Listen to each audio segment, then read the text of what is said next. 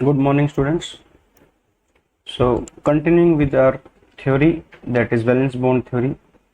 Yesterday we discussed about the hybridization concept, and we saw the various types of atomic orbitals involved in hybridization, and different types of hybridization we studied were sp, sp2, sp3, sp3d, sp3d2, sp3d3.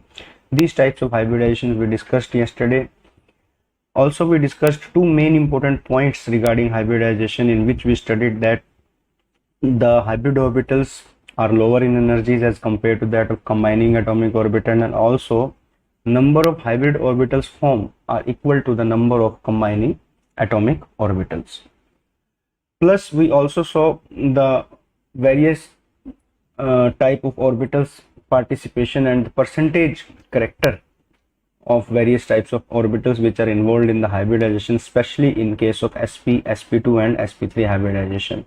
For example, in sp hybridization, s character was 50% and p character was also 50%, and maximum s character was there in sp hybridization. And we predicted from that more the s character, more will be the electronegativity of that particular carbon atom that is involved in hybridization, and more will be the acidic nature of that particular hydrocarbon. So we did these things yesterday. Today we are going to see that how the overlapping of atomic orbitals take place when we do hybridization. So this is the subjective method of finding out the hybridization. Yesterday we did one objective method also, that was calculation of the number of hybrid orbitals, which is also known as steric number, and that was very similar to the one we did in VSCPR theory, and where there we call it as number of electron pairs around the central central atom, but here it is called as steric number. That was a number of hybrid orbitals calculation. So let us start with the subjective method today to calculate the hybridization of the species, and with that we are going to do firstly the hybridization of methane molecule, CH4 molecule. So let us start with our topic, CH4 molecule hybridization. देखिए, अब इसमें सबसे पहले आपको करना क्या है कि जो कार्बन एटम है आपका, सेंट्रल एटम है, यहाँ पर आप इसकी इलेक्ट्रॉनिक कॉन्फ़िगरेशन लिख लेंगे. एटॉमिक नंबर 6 होता है, 1s2, 2s2, 2p2. जो हमारे इंटरेस्ट के ऑर्बिटल्स हैं वो है वैलेंशियल ऑर्बिटल्स. तो 2s और 2p दोनों ही क्या है, वैलेंशियल के अंदर आती हैं. तो अब हमारे पास यहाँ पर ग्राउंड स्टेट है. सबसे पहले ग्राउंड स्टेट में हमारे पास 2s और 2p, इन ऑर्बिटल्स में इलेक्ट्रॉन्स को हमें दिखाना है. जो 2s ऑर्बिटल है और 2p ऑर्बिटल है, इनमें कितने कितने इलेक्ट्रॉन्स हैं. 2s में 2 इलेक्ट्रॉन्स हैं और 2p में भी 2 इलेक्ट्रॉन्स हैं. अब देखिए, सबसे पहले आप जो ध्यान देने वाली बात है वो ये देखिए कि कार्बन ने कितने बॉन्ड बनाने हैं. यहाँ पर 4 हाइड्रोजन्स के साथ कंबाइन करना है, तो कार्बन को यहाँ पर कितने बॉन्ड्स बनाने हैं, 4 बॉन्ड्स बनाने हैं. ठीक है जी. 4 बॉन्ड्स बनाने के लिए कार्बन के पास 4 अनपेड इलेक्ट्रॉन्स होने चाहिए. 4 बॉन्ड्स बनाने के लिए कार्बन के पास कितने अनपेड इलेक्ट्रॉन्स होने चाहिए, 4 अनपेड इलेक्ट्रॉन्स होने चाहिए शेयर करने के लिए, कोवेलेंट बॉन्ड फॉर्मेशन के लिए. But here we have only 2 unpaired electrons. हमारे पास फिलहाल कितने हैं, 2 अनपेड इलेक्ट्रॉन्स प्रेजेंट हैं. सो हम यहाँ पर क्या करते हैं, एक प्रोमोशनल एनर्जी देते हैं. किसको देते हैं, ग्राउंड स्टेट में कार्बन के एटम को. जब प्रोमोशनल एनर्जी देते हैं तो एक्साइटेड स्टेट में क्या होता है, one of the electron from 2s atomic orbital jumps into the vacant 2p orbital of carbon. ये 2s है, ये 2p है, दोनों सेकंड शेल के ऑर्बिटल्स हैं. दोनों की एनर्जीज अप्रोक्सीमेटली क्या होती हैं, सेम होती हैं, या बहुत स्लाइट डिफरेंस इनकी एनर्जीज में होता है. तो क्या होता है, one of the 2s electron जो होगा वो कहाँ पर आ जाएगा, into the vacant 2p orbital. ये हमारे पास जो वैकेंट 2p ऑर्बिटल है इसको भी यूज में लाओ. तो यहाँ पर हमारे पास इस तरह से अब 4 अनपेड इलेक्ट्रॉन्स आ जाते हैं। अब होता क्या है, हाइब्रिडाइजेशन का प्रोसेस स्टार्ट होता है, और जब हाइब्रिडाइजेशन का प्रोसेस स्टार्ट होता है तो क्या होता है, the phenomena of intermixing of 2 और मोर देन 2 एटॉमिक ऑर्बिटल्स। कल वाली डेफिनेशन याद करो, the phenomena of intermixing of 2 और more than 2 atomic orbitals so that they can redistribute their energies among themselves, ठीक है ना, to give new orbitals of identical energies and shape। अब यहाँ पर होगा क्या, यहाँ पर कार्बन का 1 2s orbital and 3 2p orbitals ये आपस में हाइब्रिडाइज होंगे, they will intermix together and redistribute their energies among themselves to give 4 sp3 hybrid orbitals. अब आप यहाँ पर क्या लाइन लिखेंगे, आप लिखेंगे कि 1 2s orbital, 1 2s orbitals and 3 2p orbitals, 1 2s orbital and 3 2p orbitals. अब इसमें आपको पूरी डेफिनेशन लिखने की जरूरत नहीं है, आप सिंपली क्या लिखेंगे, हाइब्रिडाइज टू गिव। अब आपको पता है जब एक 2s ऑर्बिटल और 3 2p ऑर्बिटल्स हाइब्रिडाइज होते हैं तो they give 4 sp3, they will give 4 sp3 hybrid orbitals। वो क्या देंगे, they will give 4 sp3 hybrid orbitals, ठीक है। अब नेचर ने क्या किया हुआ है, जो हमने ज्योमेट्री देखी मॉलिक्यूल की, कि ये जो 4 sp3 हाइब्रिड ऑर्बिटल्स हैं, ये जो 4 sp3 हाइब्रिड ऑर्बिटल्स हैं, ये अपने आप को कहाँ अरेंज करते हैं, कार्बन एटम के अराउंड।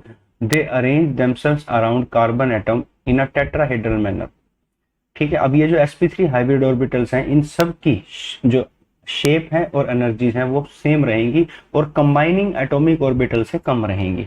ये बात आपको कल भी बताई गई थी कि energies of the hybrid orbitals are lower as compared to the combining atomic orbitals and number of hybrid orbitals formed are equal to the number of combining atomic orbital। अब आप देखें यहाँ पर 4 sp3 hybrid orbitals बने हैं, combine कितने किए आपने, कंबाइन भी तो 4 किए, 1 2s orbital and 3 2p orbital, ठीक है ना।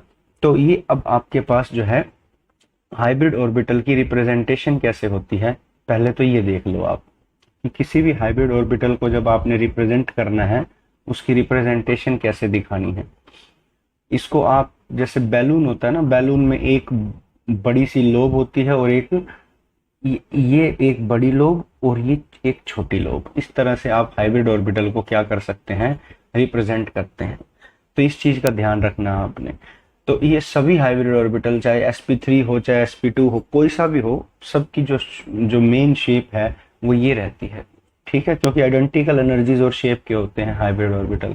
तो एक लार्ज लोब होती है और एक स्मॉल लोब होती है, तो ये रिप्रेजेंटेशन होती है हाइब्रिड ऑर्बिटल की। तो अब हमने कार्बन के अराउंड 4 sp3 हाइब्रिड ऑर्बिटल्स को अरेंज करना है। तो 4 sp3 हाइब्रिड ऑर्बिटल्स कार्बन के अराउंड अपने आप को अरेंज करते हैं किस मैनर में, इन टेट्राहेड्रल मैनर। किस मैनर में अरेंज करते हैं, they arrange themselves around carbon atom in a tetrahedral manner, इस तरह से ये अरेंज करते हैं, ठीक है। अब इन सब के अंदर जो है क्या प्रेजेंट है, एक एक इलेक्ट्रॉन प्रेजेंट है, ठीक है। ये 4 sp3 हाइब्रिड ऑर्बिटल हैं, किसके हैं, कार्बन के हैं, ये हमने यहाँ पर अरेंज कर दिए। अब हाइड्रोजन जो है, हाइड्रोजन के पास क्या है, 1s ऑर्बिटल है। हाइड्रोजन जो होता है उसका क्या है, 1s1, ये कॉन्फ़िगर। तो 1s ऑर्बिटल है हाइड्रोजन का, तो ये 1s ऑर्बिटल्स हाइड्रोजन के इस तरह से ये sp3 s ओवरलैप होगा, एक sp3 ऑर्बिटल और s ऑर्बिटल के बीच में ओवरलैप होगा। अब s ऑर्बिटल जो है ये हाइड्रोजन का और sp3 जो है ये कार्बन का। अब इसमें जो ओवरलैप होने से ये जो बॉन्ड बन रहा है ये सिग्मा बॉन्ड फॉर्मेशन हो रही है। ये हर कार्बन का sp3 ऑर्बिटल के साथ जो है सिग्मा बॉन्ड फॉर्मेशन कर लेगा, और सिग्मा बॉन्ड फॉर्मेशन करने के बाद यहाँ पर जो रीजन है ये बीच वाला, इसमें क्या आ जाएंगे, 2 इलेक्ट्रॉन्स आ जाएंगे। कितने इलेक्ट्रॉन आ जाएंगे, 2 इलेक्ट्रॉन आ जाएंगे हर रीजन के अंदर। तो आप देख सकते हैं इस तरह से कि जो कार्बन के अराउंड 4 हाइड्रोजन हैं वो टेट्राहेड्रल मैनर में अरेंज हुए हैं। तो हम ज्योमेट्री मॉलिक्यूल की जब दिखाते हैं वो इस तरह से दिखाते हैं, CH4 की टेट्राहेड्रल ज्योमेट्री। लेकिन एक्चुअल में जो ओवरलैपिंग हुई है एटॉमिक ऑर्बिटल्स की वो इस तरह से हुई है। और HCH बॉन्ड एंगल जो इस ज्योमेट्री के अंदर होता है वो कितना होता है, 109.5 डिग्री का बॉन्ड एंगल होता है। तो this is how the hybridisation process takes place. और ये सब्जेक्टिव मेथड है to predict the hybridisation of carbon atom in methane molecule. This is the geometry of the molecule. ठीक है जी, तो ये तरीका आपको इसमें ध्यान रखना है। CH4 मॉलिक्यूल जो है आपने इसमें शो की है उसकी हाइब्रिडाइजेशन। तो ये आप अच्छे से ध्यान रखेंगे। ये एक्साइटेड स्टेट में जाने की जरूरत इसलिए पड़ती है एनर्जी देने की, क्योंकि देखिए 4 बॉन्ड्स बनाने थे तो 4 अनपेड इलेक्ट्रॉन्स की जरूरत थी। तो उसके लिए हमारे पास वैकेंट 2p ऑर्बिटल भी था, तो उसमें हमने एक इलेक्ट्रॉन जंप करवा दिया और 4 sp3 हाइब्रिड ऑर्बिटल्स बना दिए, जिन्होंने अपने आप को अरेंज किया सेंट्रल कार्बन एटम के अराउंड। किस मैनर में, इन टेट्राहेड्रल मैनर। ये सारे जो मैंने रेड कलर के दिखाए हैं ये सभी के सभी क्या थे, these were sp3 orbitals, hybrid orbitals थे ये सारे के सारे। और sp3 हाइब्रिड ऑर्बिटल्स ने सिग्मा बॉन्ड फॉर्मेशन की है हाइड्रोजन के s ऑर्बिटल के साथ। तो sp3s overlap sigma bond formation हुई है। तो इस चीज का आपको यहाँ पर ध्यान रखना है। तो this was the first subjective method of hybridisation. I hope you have understand this. अब अगले की बात करते हैं हम। मीथेन मॉलिक्यूल के बाद अब हम चलते हैं अगले मॉलिक्यूल की तरफ, that is ammonia molecule. NH3 molecule के अंदर अब हम नाइट्रोजन की हाइब्रिडाइजेशन को प्रिडिक्ट करेंगे। ये जो वैलेंस और एटॉमिक ऑर्बिटल ओवरलैप कंसेप्ट से हम देख रहे हैं, इसको अगर हम नाम देना चाहें जो हमने ये लास्ट पेज पर दिया है, ये ऑर्बिटल ओवरलैप कॉन्सेप्ट हो जाएगा। ऑर्बिटल ओवरलैप, जो एटॉमिक ऑर्बिटल्स हैं ये ओवरलैप करके कोवलेंट बॉन्ड फॉर्मेशन आप शो कर रहे हैं। ये चीज VSEPR थ्योरी नहीं बता पाई थी। तो ऑर्बिटल ओवरलैप कॉन्सेप्ट के थ्रू आप यहाँ पर शेप्स को एक्सप्लेन कर लें।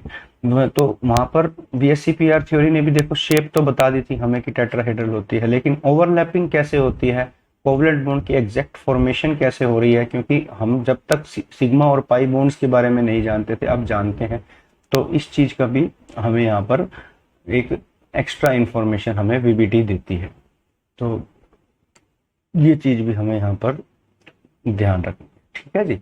अब हम बात करते हैं NH3 मॉलिक्यूल की, अमोनिया मॉलिक्यूल। अब इसमें देखते हैं कैसे बनता है हाइब्रिड ऑर्बिटल। नाइट्रोजन की हाइब्रिडाइजेशन हमें यहाँ प्रेडिक्ट करनी है। अब नाइट्रोजन का एटॉमिक नंबर होता है स्टूडेंट 7, 1s2, 2s2, 2p3, ये इसकी इलेक्ट्रॉनिक कॉन्फ़िगरेशन है। और अगर हम इसके ऑर्बिटल्स बनाएं, ये एक 2s ऑर्बिटल बनेगा और एक जो है ये 3 यहाँ पर जो बनेंगे वो क्या बनेंगे, 2p ऑर्बिटल्स बनेंगे। ग्राउंड स्टेट जो कि इसकी लोवेस्ट एनर्जी की स्टेट है, उसमें हम अब इलेक्ट्रॉन्स की फिलिंग अगर हम स्टार्ट करें तो 2s में 2 इलेक्ट्रॉन्स आएंगे और 2p में 3 इलेक्ट्रॉन्स आएंगे।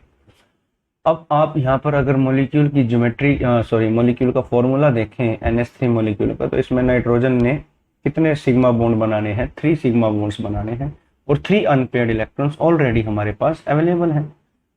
We need 3 sigma bonds and 3 unpaired electrons हमारे पास ऑलरेडी अवेलेबल हैं।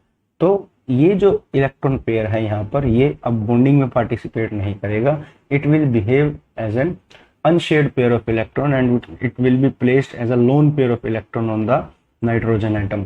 लेकिन हाइब्रिडाइजेशन में ये ऑर्बिटल जरूर पार्टिसिपेट करेगा। तो अब होगा क्या, अब होगा ये कि 1 2s and 3 2p orbital, again बिल्कुल सिमिलर जैसे मीथेन के केस में हुआ था।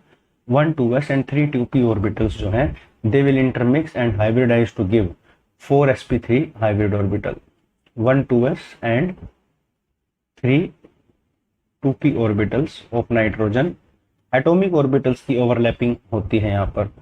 1 2s and 3 2p orbitals of nitrogen hybridise to give 4 sp3 hybrid orbitals, 4 sp3 hybrid orbitals जो है हमें मिलेंगे। और ये जो 4 sp3 हाइब्रिड ऑर्बिटल्स होंगे ये अपने आप को कहाँ अरेंज करेंगे, अगेन टेट्राहेड्रल मैनर में अरेंज करेंगे। तो ये आपके पास नाइट्रोजन है और इसके हम 4 sp3 हाइब्रिड ऑर्बिटल्स बनाते हैं। ये एक हो गया, इस तरह से ये दूसरा हो गया, ये तीसरा हो गया और ये फोर्थ हो गया। अब 4 में से 3 जो है वो तो क्या कर रहे हैं, सिग्मा बॉन्ड फॉर्मेशन कर रहे हैं। ठीक है, हाइड्रोजन के 1s ऑर्बिटल के साथ एक सिग्मा बॉन्ड, ये दूसरा सिग्मा बॉन्ड और ये तीसरा सिग्मा बॉन्ड। ये तो हाइड्रोजन के 1s ऑर्बिटल के साथ क्या करेंगे, सिग्मा बॉन्ड फॉर्मेशन करेंगे। यहाँ पर जो है इलेक्ट्रॉन डेंसिटी आ जाएगी इस तरह से और इस तरह से, ये हो जाएगी। और एक जो है हमारे पास वो क्या रहेगा, यहाँ पर ये वाला जो एपेक्स पोजीशन है यहाँ पर क्या प्लेस करेंगे आप, loan pair of electron place करेंगे। ये लोन पेयर ऑफ इलेक्ट्रॉन जो है मॉलिक्यूल की ज्योमेट्री में डिस्टोर्शन ले आएगा और इसकी ज्योमेट्री जो है वो टेट्राहेड्रल ना हो करके वो क्या हो जाएगी, पिरामिडल हो जाएगी। देखिए आपने valence shell electron pair repulsion theory में भी थी ये बात, लेकिन यहाँ पर ये प्रूफ के साथ आपके पास कि जो कौन सा इलेक्ट्रॉन जो है आपने इलेक्ट्रॉन पेयर ये रखा है यहाँ पर, ये इलेक्ट्रॉन 2s वाला इलेक्ट्रॉन पेयर जो है इसको लोन पेयर के फॉर्म में रखा है। क्योंकि 3 जो सिंगल बॉन्ड वाले थे इन्होंने तो अपना अपना काम करके हाइड्रोजन के 1s ऑर्बिटल्स के साथ क्या बना लिए, सिग्मा बॉन्ड बना लिए। ठीक है, और बाकी जो बच गया एक वो हमारा जो है लोन पेयर बच गया इलेक्ट्रॉन का। तो ये NH3 हो गया और ऊपर क्या आ गया यहाँ पर, लोन पेयर ऑफ इलेक्ट्रॉन। तो ये इस तरह से हम इसको शो करते हैं सिग्मा बॉन्ड को। तो ये हमारे पास एक और मॉलिक्यूल की ज्योमेट्री आपने यहाँ पर स्टडी कर ली और हाइब्रिडाइजेशन ऑफ नाइट्रोजन आपको पता चल गई अमोनिया के अंदर कितनी है, sp3 हाइब्रिडाइजेशन। ठीक है स्टूडेंट्स, अब हम बात करते हैं अगले मॉलिक्यूल की। अगला मॉलिक्यूल है हमारा वाटर मॉलिक्यूल। वाटर मॉलिक्यूल, अब इसमें जो सेंट्रल एटम है वो ऑक्सीजन है with N atomic number of 8, electronic configuration 1s2 2s2 2p4।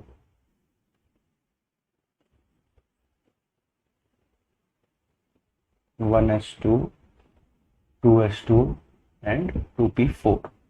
तो ग्राउंड स्टेट में इसकी जो कॉन्फ़िगरेशन बनेगी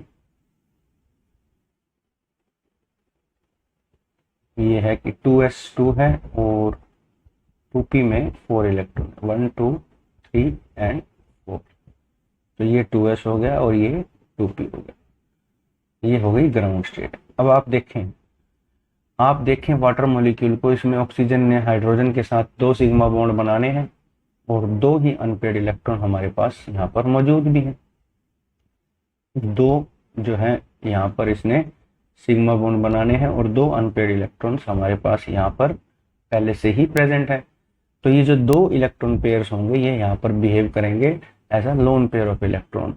तो हाइब्रिडाइजेशन आप कराएंगे तो हाइब्रिडाइजेशन में क्या होगा, 1 2s ऑर्बिटल सारे इन्वॉल्व होंगे यहाँ पर।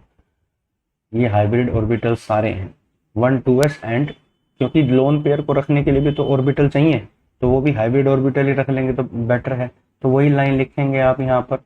अब मैं उसको डिटेल में ना लिख करके आपको ऐसे बता देता हूँ कि 1 2s ऑर्बिटल हो गया और साथ में 3 2p ऑर्बिटल हो गए। ये मिलकर क्या बनाएंगे, 4 sp3 हाइब्रिड ऑर्बिटल्स बनाए। हाइब्रिडाइजेशन तो सेम रहेगी जो कि मिथेन में थी। ठीक है, 4 sp3 हाइब्रिड ऑर्बिटल्स की फॉर्मेशन करेंगे यहाँ पर, जो कि अपने आप को अरेंज करेंगे नेचुरल। वही जो बेसिक ज्योमेट्री है वही रहेगी, जो बेस रहेगा ज्योमेट्री का वो वही रहेगा कि ये आपके पास जो है ऑक्सीजन हो गया।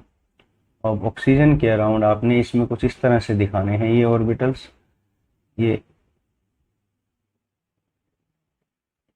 और जो 2 ऑर्बिटल आप दिखाएंगे वो दिखाएंगे ये एक ये इस तरह से। ठीक है, अब ऑक्सीजन, अब इसमें जो दो हैं वो तो हाइड्रोजन के साथ क्या कर लेंगे, जो सिग्मा बॉन्ड फॉर्मेशन कर लेंगे, सिग्मा बॉन्ड फॉर्मेशन कर लेंगे, और यहाँ पर जो दो हैं इलेक्ट्रॉन्स आ जाएंगे, एक दो, और इधर भी एक, और ये एक दो, ये हाइड्रोजन के साथ हो गए। और दो के अंदर जो है आप क्या डाल देंगे, यहाँ लोन पेयर ऑफ इलेक्ट्रॉन डाल देंगे, एक 2s वाला और एक 2p वाला, ये लोन पेयर ऑफ इलेक्ट्रॉन है। तो अब इसकी ज्योमेट्री जो है वो बिल्कुल चेंज होकर के जो है वो कितनी हो जाएगी, ये हो जाएगी बेंट ज्योमेट्री। ज्योमेट्री जो है वो कौन सी हो जाएगी, बेंट, जिसको हम एंगुलर ज्योमेट्री के नाम से भी जानते हैं, और इसको हम वी शेप ज्योमेट्री भी बोलते हैं, ये हो जाती है। और जो बॉन्ड एंगल है वो भी यहाँ पर जो है वो कितना बच जाता है, 104.5 डिग्री, क्योंकि दो दो लोन पेयर मॉलिक्यूल्स को जब ऊपर की ओर खींचते हैं लोन पेयर ऑफ इलेक्ट्रॉन को, तो नीचे से ये वाला जो पोर्शन है ये बंद हो जाता है, ये नीचे वाले पोर्शन जो बोन्स हैं ये क्लोज आ जाते हैं। लोन पेयर ऊपर की ओर खींचते हैं तो बोन्स जो हैं वो थोड़े से क्लोज आकर के बॉन्ड एंगल डिक्रीज आ जाता है। जब भी लोन पेयर ऑफ इलेक्ट्रॉन आता है बॉन्ड एंगल में आपको डिक्रीज देखने को मिलेगा। अमोनिया के अंदर भी जो है हमने बताया नहीं, यहाँ पर जो HNH बॉन्ड एंगल है वो कितना होता है, 107 डिग्री होता है। ये देखिए आप, जब लोन पेयर नहीं था तो बॉन्ड एंगल सबसे ज्यादा था, 109.5 डिग्री था। फिर एक लोन पेयर आया तो बॉन्ड एंगल में डिक्रीज देखने को मिला, आपको 107 डिग्री आ गया। और लास्ट में जब आपके पास दो लोन पेयर आ गए तो बॉन्ड एंगल में और डिक्रीज देखने को मिला, 104.5 डिग्री का बॉन्ड एंगल हो गया। तो ये हमारे पास जो है अमोनिया की, वाटर की और CH4 की आपके पास ज्योमेट्रीज थी। ठीक है, ऑर्बिटल ओवरलैप कॉन्सेप्ट के थ्रू हम इसे एक्सप्लेन कर रहे हैं। और वैसे अगर हम देखते हैं VBT के अंदर तो हम इसको ऐसे बनाते हैं। ठीक है, ये आप सब्जेक्टिव मेथड देख रहे हैं। ठीक है, अब आपने यहाँ पर अगर आपने नंबर ऑफ हाइब्रिड ऑर्बिटल्स निकालने हो तो वैसे भी आप कर सकते हैं सिंपली। अब x आपके पास हाइब्रिड ऑर्बिटल निकालने, अब ऑक्सीजन के वैलेंस इलेक्ट्रॉन कितने हैं, 6, plus number of monovalent hydrogens 2 हैं, कोई कैटायन नहीं है, कोई एनायन नहीं है, तो 4 आ गए हाइब्रिड ऑर्बिटल्स। 4 हाइब्रिड ऑर्बिटल्स का मतलब हाइब्रिडाइजेशन sp3 आ गई। 4 में से 2 बॉन्ड पेयर्स हैं और 2 लोन पेयर्स हैं। तो जब 2 बॉन्ड पेयर्स और 2 लोन पेयर्स का केस होता है तो ज्योमेट्री कैसी होती है, बेंट एंगुलर और वी शेप होती है। तो ये आप पहले VSCPR में भी देख चुके हैं, वहां पर नंबर ऑफ इलेक्ट्रॉन पेयर्स थे, यहाँ पर हाइब्रिड ऑर्बिटल्स हैं। बस इस चीज का ध्यान रखना कि VSCPR से क्वेश्चन पूछ रहा है तो आप हाइब्रिडाइजेशन का डिस्कशन नहीं करेंगे, और VBT से अगर आपको पूछ रहा है क्वेश्चन तो आप VSCPR का, क्योंकि क्वेश्चन में वो आपको साफ साफ लिखेगा on the basis of VSCPR predict the shape of the molecule. तो जब वो VSCPR के उस पर कहेगा प्रेडिक्ट करो शेप ऑफ द मॉलिक्यूल, तो फिर आप कहीं गलती से भी sp3 या sp2 का जिक्र नहीं करेंगे, फिर गलती हो जाएगी। ठीक है ना, तो अगर आपसे वो कहेगा on the basis of VBT predict the shape of the molecule, then you will discuss sp2 sp3 hybrid orbitals concept जब आप डिस्कस करेंगे। और आपसे अगर वो कहेगा draw the orbital overlap diagram of water molecule, तो ये डायग्राम बनाना है। अगर आपसे वो कहेगा